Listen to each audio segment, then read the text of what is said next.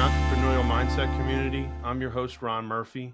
On today's podcast, we have Desmond Hayes, CEO and founder of GeoGreens. GeoGreens is an indoor hydroponic vertical farm focused on vegetables and leafy greens. They have a mentality of farming that they're extremely conscious on the amount of water that they use and recycle, and they're also very conscious of their indirect and direct carbon footprint. Desmond, thank you for joining us today on today's podcast. Desmond, can you discuss the process of hydroponic farming and how you became interested in it? Yeah, of course. So hydroponic farming deals with a soilless nutrient mix that provides, produce, vegetation, any type of crop grown, indoors. Now you have hydroponics and then you have indoor farming. So two separate types of ideas, but hydroponics specifically refers to growing in soilless media. And again, going back to vegetables, microgreens, leafy greens, some of the other crops out there that I'm sure a lot of people are familiar with, but we stick more so with produce and providing to the community and going in that direction, specifically with food deserts and food insecure locations. Locations, statewide that really don't see a great product from different areas for whatever reasons, whether it be just location, access, availability. So we try to fill that gap and provide it to the locations that desperately need it, and just try to get it out to them as soon as possible. So some of the advantages to growing hydroponically and growing indoors. So hydroponically, generally you get a quicker turnaround time for the product. Go from 1 to 2, 3, 4 days or so, depending on the farming operator and how they grow. It's extremely, more efficient for the planet, in terms of water saving and water conservation. Because you have other conventional methods where you waste about 40% of the waters on your conventional outdoor farmland. So growing indoors and growing hydroponically the way that we do, we're able to recirculate a lot of the water that we use and reuse it throughout the farming operation as well. So those are just some of the benefits too. Now, growing indoors, one of the biggest things we get often asked is whether or not we're organic. But a lot of people don't realize that organic still has pesticides in it. So with the way that we grow, again, all indoors, we don't have pests. Therefore, we don't have to spray pesticides. So that's a huge advantage for people that are always looking for that tag or that label.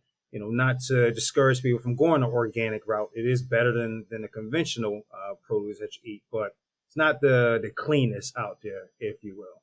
And then, again, just other things that you got to incorporate or think about too, growing indoors is just the labor, the turnaround time, the efficiencies. A lot of things can be controlled and automated so that you don't have a whole lot of, overhead or a whole lot of things going on to disrupt the model. It's just constant overflow, constant turnaround, and getting the product out and starting it over and over again every single time. So, it's a really, really fun, really interesting, career path that got to get into, quite for some time. I started growing about 8 years or so, eight plus years or so ago. And, just started to really develop, really like using the word passion, but really started to develop a huge, huge interest for it. So I had a stint, or not a stint, but some time in construction. And that went well, but, I just realized I wanted to do more, leave more of basically like a legacy behind, not to shade or not to say anything about construction. Anybody, if they're trained right, can help build a building or help build roadways. Again, if trained right, but feeding people and helping people from that standpoint, for me, is much more fulfilling and gives more credence to what we're trying to accomplish. So that's why I decided to go on that route. Coincidentally enough, my phone gave me some reminders of what it looked like 5-6 years ago when I was growing in the hallway, and started from that standpoint. And then you fast forward a few years later, where unfortunately, everyone underwent the whole pandemic, that was a time where I saw was the opportunity. Sure, not everybody would agree. We saw the opportunity to take that leap because, I was realizing that instead of constantly working for somebody else at that time, if I put that same amount of time, we were all stuck at home, by the way, until GeoGreens and the company, I know I could make this thing work. And surely enough, and fortunately enough, was able to take that leap, find a location after several weeks of grinding and blood, sweat, and tears, being able to get it up to working operation, basically. So, you fast forward after the pandemic, the mission has and continues to be to work with food deserts, but fortunately enough and gracefully enough, the brand and a product was able to expand. So from supplying just your local food pantries and some other local soup kitchens, we were able to start selling to schools and universities and doing events with hospitals and other restaurants and other markets. So it again fortunately took a life on its own to the point where we ultimately needed to get more space because again we grow indoors. This isn't like we're growing on acres or hundreds of acres of land outdoors. So we had a confined space, about 2,000 square feet. Was producing about a ton of produce a month in there. But while that sounds like a lot, after you start feeding that many mouths, just one school or one school district alone, that's taking all the product. So we needed to scale up and find another location, and that's what we are in the process of doing right now. Fortunately, hopefully relocating. I appreciate you sharing that. You talked about your kind of entrepreneurial inspiration. You were working in a job, you identified an opportunity, you identified a need that you saw within your community and the surrounding area.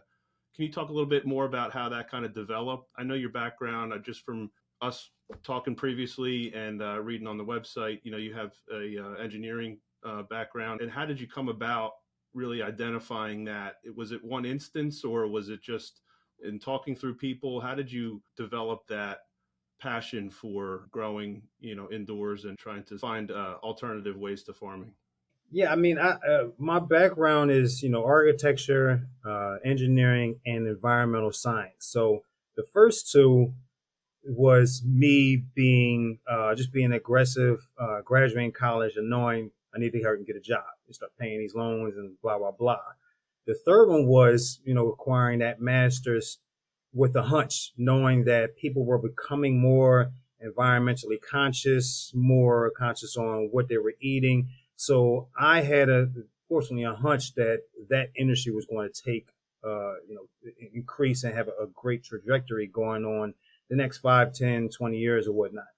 And fortunately, I was right. So I continue to self-educate myself on environmental issues, things that were happening across the globe, things that I might be able to make a bigger impact on.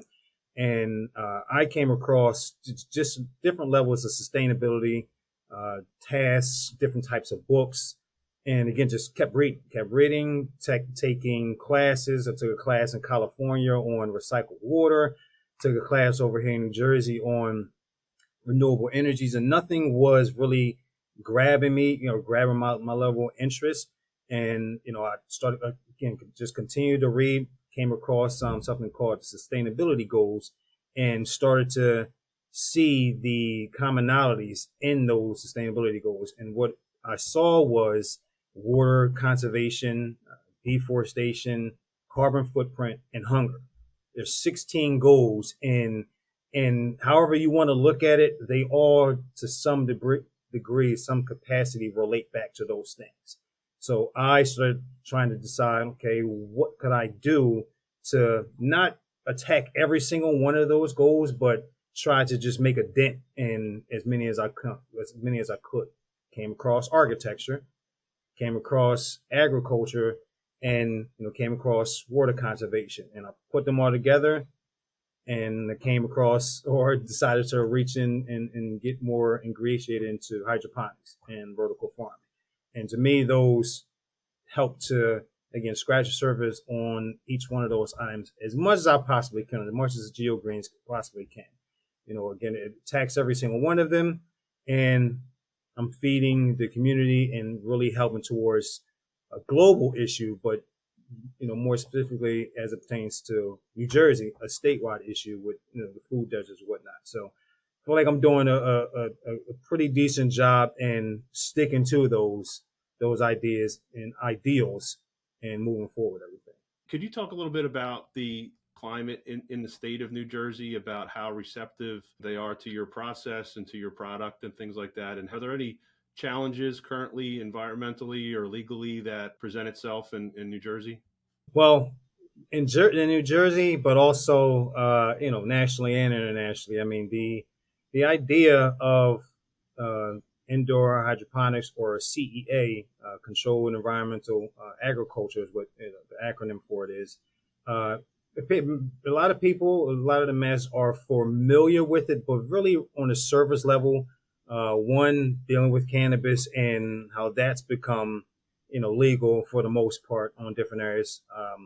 And then, a lot of people are familiar with it on a hobbyist level. But when it comes to what we're doing and how we're doing it, it's not, a widely known idea. It's really just, again, just scratching the surface. So there's a huge, huge educational factor that comes with what we do and how we're doing everything. And, we take on the challenge. That's why we offer tours. That's why we want field trips. That's why we, offer more agencies and more people to come so they actually can see the benefits of what we're actually doing. Fortunately enough, we work very closely with the NJEDA. We've been able to take advantage of several different, financial opportunities and programs to help us continue to grow and fill the location.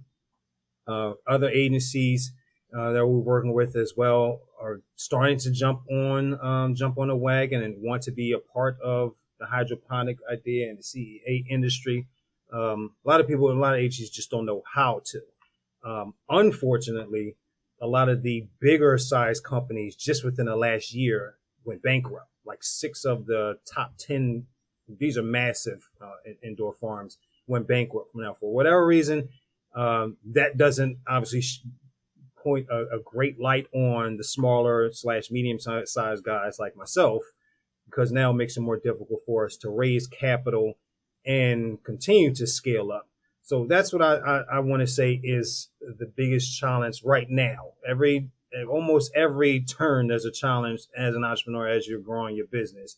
But I want to say the biggest challenge and the longest challenge as of right now, in my experience, has just been raising capital, especially as a minority and especially as a young company, because, you either have to, have a lot of capital or born into a rich family, have a lot of, collateral, or, have just an immense amount of sales, which, really don't work for a young company. I can speak first and forehand that I've talked to different investors, banks, CDFIs, and run into a lot of the same hurdles every single time. I'm asked a question or asked to provide something, and it's provided, and then there's something else. There's another obstacle. Then that's provided. Then that's provided. Then that's provided, and it's just that constant roadblock. So it's almost as if certain financial institutions don't want to provide money unless they know it's a home run. It's a growing business, so it's hard to cross off every single thing on their list, or check every single box on the list that they're looking for a growing company. So I'd say that's the biggest hurdle for myself right now. Yeah, you talked a little bit too about getting started and some of the challenges there. What advice would you give to somebody just out of college, or maybe just developing an interest in hydroponic farming in your area? What advice would you give somebody on how to get started, or how to educate themselves on your field? I'm always encouraging, younger people and older people that want to get in the field. I'm approached by different walks of life I want to say at least twice a month about wanting to open their own farm or how can they get started and what do they need to do. And there's always several things that you need to check off and make sure you're aware of. Just for example, knowing what you want to grow, knowing who your demographic is, knowing who your audience, who you're selling to, how long does it take to grow, what are your cost of goods and expenses going to be if you're doing it indoors, if you're doing it in a greenhouse, or if you're doing it conventionally on a farm. All those types of categories need to be factored into you wanting to really get into this field, because specifically as it relates to ours, you've seen that there's tech involved, there's automation involved, and all those things are nice. They're modernized. They're quote unquote sexy. People see those are great. But I mean, me telling someone else, I let them know that you don't need all the bells and whistles. If you know that you're going to be still very active in the farm, then you don't need to hire 30 different people or have different automations or different things in place, equipment, if you're still going to be active in it. You don't need to have every layer of your farm, driven by technology if you're going to be there. That's one of the biggest things that a lot of farmers make the mistakes on. They try to put a lot of money into things that they don't really need to. And as a result, they don't really understand. They don't really get or understand the process of farming. They're wasting away money. And now they're essentially, unless you have this money in your pocket in the bank, now you're even more in the red because you spend all this money up front versus putting it in places where you could have put it or efficiently kept it for later on. So that's my biggest piece of advice for people that want to get into it. And then the second part of it, Ron, is that at the end of the day, I'm still a farmer. This is still farming. So there's going to be physical labor involved in this at some point in some fashion.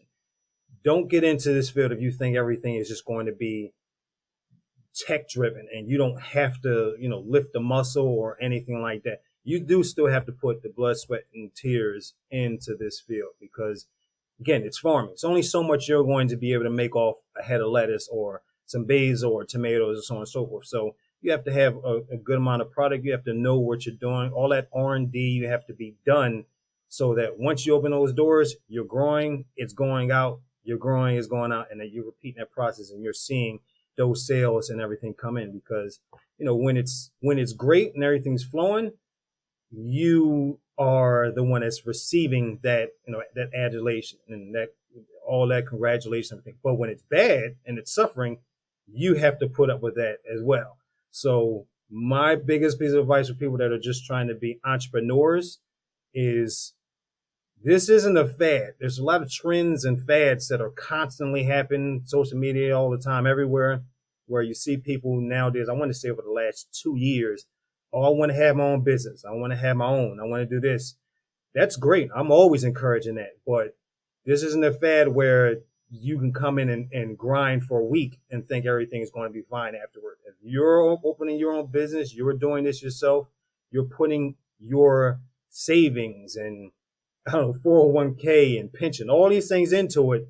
If it goes down the toilet, everything goes down the toilet and it's on you. So you want to make sure that you're 100% vested in going into this entrepreneur direction because once you're in it, you're really in it. That's so true. I mean, people don't see that part of the entrepreneur. You see the newspaper articles, you see the magazines, you see social media posts and stuff like that. And most of that stuff is the positive. It's the trials and tribulations, what's underneath the iceberg type of thing that goes into it. And to your point, you got to take the good and the bad, and you got to learn from the bad, keeping yourself, like you were saying, there are days where you feel like you're being rewarded for your hard work, but there's also days where it just feels overwhelming. But again, you just keep that level mindset and you keep that, eye towards the future and eye towards what your goal is. That's kind of what keeps you going.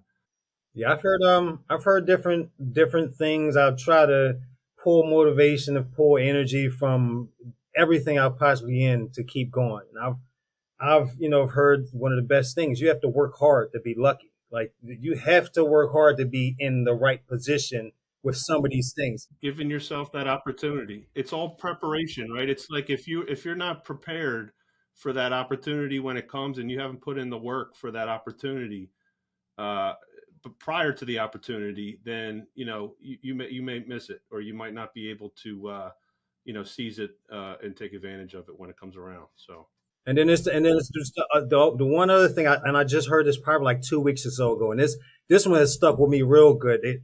I've heard it, a gentleman say, you think the price of working hard is high. Wait until you get that bill for regrets.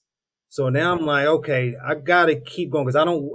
I'm knee deep in this now, and I wanted to do this. So again, I'm not looking backward. I want to continue to look forward because I don't want to, obviously regret anything that I'm doing with GeoGreen. So I'm constantly pushing and pushing for that.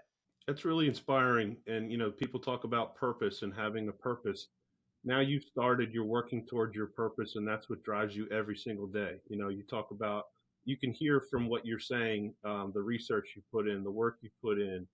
You've gone to different avenues for funding and learned from all different sources, and but that's what it takes. And I don't know that everybody always sees that part of the entrepreneurial path is how much goes into it. And when you do finally deliver on your product and you do find that customer base and you're starting to roll with it, that's not just an overnight thing. That's an accumulation of a lot of long days, a lot of hours, a lot of work that come into it. And that's really inspiring, Desmond. Thank you for sharing that. In terms of your facility, just to kind of switch gears a little bit, can you just kind of take us through a day of yours in the facility? You talk about some things are automated, but there's a lot of manual work that goes into it as well. Can you just kind of take us through your process on a normal day? Yeah, I was going to say I'd be doing a disservice by saying today I'll take you on a week journey. So again, because of how things are set up, and we had instrumentation and equipment installed, it doesn't our facility doesn't require a heavy amount of manpower in there day to day to day. Throughout the first half of the week, nobody is there because there's no need for me to hire people to watch plants grow. So I'm there essentially, just making sure there's no leaks. The plants are being fed, and the way that works is basically we're growing vertically. They're built on stacks. So essentially, water is being pumped up to the top and it trickles back down to the pump and constantly recirculates within these trays. Plants are growing in these, basically oversized trays. So the water constantly circulates. Within that water, there's nutrients. So as long as the plants are getting that amount of nutrients, as long as the LED lights are on, as long as the environment is conducive to the plant growing, which means the airflow is sufficient, the humidity is at the correct levels, the cooling and heating is working to where it needs to be, then again, there's no need for manpower to be there just to watch the plants grow. So I'm there again for the first half of the week, simply just making sure all that's working the way it should be, and following up with customers and making sure deliveries are getting there when they need to, or pickups are happening when they're supposed to. So that's essentially the first half of the week in a nutshell. Not a whole lot happening there, and then the latter part of the week, after the plants have been in their position for a few weeks or so, my staff comes in and harvest, clean, and then basically reseed or sow new plants into those trays again. So the last portion of the week is when everything essentially gets a little bit more busy. But again, for the way that I have the facility being run, extremely efficient, extremely tight, it's myself. I brought in interns in the past from high school and college, 1 or 2 interns. Volunteers have been welcome to come in again to teach and let them see. And I've had volunteers come in for a day. I've had volunteers come in for a whole summer. They started out just wanting to come in a few days, then they felt it more therapeutic. They felt it whereas they can kind of get away. So they ended up coming in several days a week and helping out on the volunteer level. Then we also partner with the community and hiring people that were had a formerly incarcerated background, trained them, vetted them out, brought them in, and they gave them a job too. So they came in again the later part of the week as well. So in the first part of the week, not a whole lot happening in terms of within the farm because everything's automated. The lights come in on and off when they need to. That's automated, and everything that happens within the farm comes right back to my phone or comes right back to my iPad. So somebody's moving when they don't need to be. Again, just somebody that doesn't need to be in the facility, I get to see it. I see it on my camera. If the levels within the facility are off, that comes back to my phone, and I can adjust that as needed too. So again, I don't really need to be there as well. I'm just there to make sure that everything is running as it needs to be, and then I'll dart off to meeting or new clients or customer and so forth, make sure everything's going the way it needs to. So that's really, I'm very much oversimplifying it in a nutshell, but that's really the task throughout the course of the week. First half is really me there, make sure everything is quality control. Second half is when it gets busy, harvesting, cleaning, and get ready up for the subsequent week after that. Yeah, there are a couple points that I drew kind of parallels with Murphy's Markets. You talk a little bit about community and the ecosystem basically that you've involved yourself with. I mean, it truly is an ecosystem. You get especially with the farming community, obviously the scientific part of it too, but just the human aspect of it. You're involving people from the community, you're giving people jobs, you're giving people opportunities, and then you're giving back to the community. You're identifying needs in areas in your state and in your municipality that need to be met and things like that. So really inspiring stuff. Can you just talk briefly about any growth plans that you guys have with GeoGreens and your facility itself? Oh yeah, absolutely. I mean, there's several things that are happening, as we speak right now. Again, I mentioned early on that we've become great partners with NJEDA, New Jersey Economic Development Authority. So we're working with them on a roundtable discussion that we're going to be having virtually early next year, to essentially develop a caucus, if you will, or team or board of people that'll be industry leaders within this field and be a part of it, nationally. So that's happening right now. Working on an innovation center with a college that'll be focused on indoor growing and CEA as well. So looking to have that out there over the next year or so. And then working with our different partners and clients that we've had, or customers, excuse me, and building out very small modular, prefabricated type systems. No, it's not prefabricated, fabricated systems that we're building and we're designing in their facility. We built one, we built a lab in a school. We're building another one in our partners at an autistic development building. And then GeoGreens, our location, we're building for everybody, but we got to get ours scaled up too. So now we're in the process of potentially relocating our facility to a larger facility in South Jersey, where we're going to go from 1 ton of produce to upwards of around 4 to 5 tons of produce or so. Still sticking with the same distributors, same clients, but just scaling up because again, going back to the many mouths that we've been feeding, we need to be able to produce more products. So those are the things that are on the horizon, hopefully to be able to take place scattered throughout next year or so. Where can our listeners reach GeoGreens? How can they engage with GeoGreens and your business?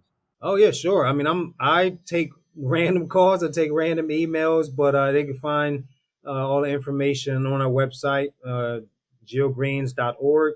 We're always vested in LinkedIn for different contexts, different things that are happening within the industry, and obviously we will be on Meta or / Facebook and Instagram too under GeoGreens. So anybody, I'm very easily accessible for questions or just some feedback or some levels of expertise that I can offer. And within reason, I don't give all my secrets away, but within reason, just talking to just the general public and let them know obviously what we do and offering people to come by and check us out.